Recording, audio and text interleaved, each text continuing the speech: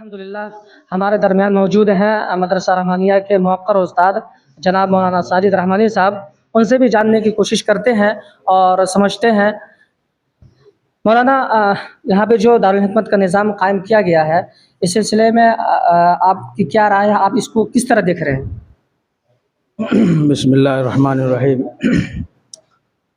دارالحکمت کا جو نظام قائم کیا گیا ہے اس کے لیے سب سے پہلے جو اس مدرسہ کے صدر بھی ہے، سرپرست بھی ہے، اور ہم سب کے امیر شریعت ہیں حضرت مولانا سید احمد ولی فیصل رحمانی دامت برکاتہم العالیہ، ان کا بہت بہت شکریہ کہ انہوں نے اپنی ایک الگ فکر سے اور مثبت فکر سے اس کو قائم کیا ہے.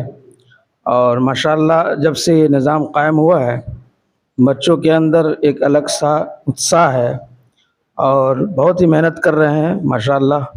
ہمارے پاس 2 دن پہلے تعلیم کا رسالہ اس کا امتحان ہوا تھا، اس کا پرچہ میرے پاس گیا. میں نے تقریباً 32 بچوں کا پرچہ تھا، اس کو میں نے دیکھا اور بڑی اچھی محنت کی ہے.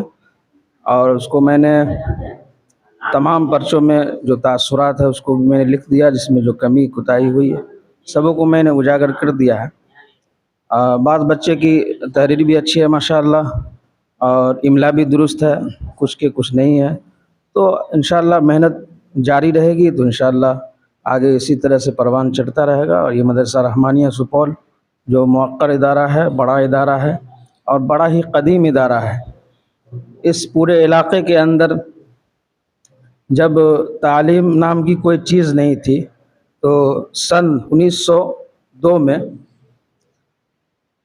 اس علاقے کے موقر نامور شخصیت حضرت مولانا عارف صاحب ہرسنگھ پوری رحمۃ اللہ علیہ،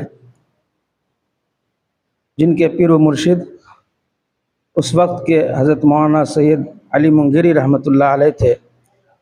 تو حضرت علی منگیری رحمۃ اللہ علیہ کی ایما پر، ان کے اشارے پر اس ادارے کا قیام وجود میں آیا اور الحمدللہ اس وقت سے آج تک یہ ادارہ اپنی خدمات انجام دے رہا ہے. یہاں دارالحکمت کا قیام عمل میں آیا اور اس سے بڑا فائدہ ہو رہا ہے. میں بعض بچوں کو پوچھا بھی ہوں اور سوال بھی کرتا رہتا ہوں، عربی میں ہو یا اردو میں ہو، میں ٹیسٹ لیتا رہتا ہوں تو الحمدللہ اچھا پاتا ہوں. دوسرا یہ ہے کہ عربی درجے میں ماشاءاللہ پنجم عربی تک کے بچے ہیں یہاں، اور شعبہ حفظ کا ایک بہت ہی انوکھا یہ شعبہ ہے اور بہت ہی اچھی تعلیم ہو رہی ہے ماشاءاللہ. ہر نہج سے بچوں کو تیار کرنے کی کوششیں ہو رہی ہیں. اللہ سے دعا ہے کہ اللہ تعالیٰ اس مدرسہ کو ترقی نصیب فرمائیں اور حضرت کی جو فکر ہے اس فکر پر یہ مدرسہ اور یہاں کے اساتذہ، یہاں کے ذمہ دار پورے طور پہ اترے. یہ میری گزارش ہے اور دعا بھی ہے کہ اللہ تعالیٰ ہم تمام لوگوں کو اخلاص کے ساتھ پڑھانے کی اور پڑھنے کی توفیق عطا فرمائے. جزاک اللہ خیر. یہ تھے مولانا ساجد صاحب جو مکمل اور تفصیلی بات کر رہے تھے اور انہوں نے بتایا ہے. اب ہماری ذمہ داری ہے کہ ہم اس چیز کو فالو کریں اور اس کو کامیاب بنائیں.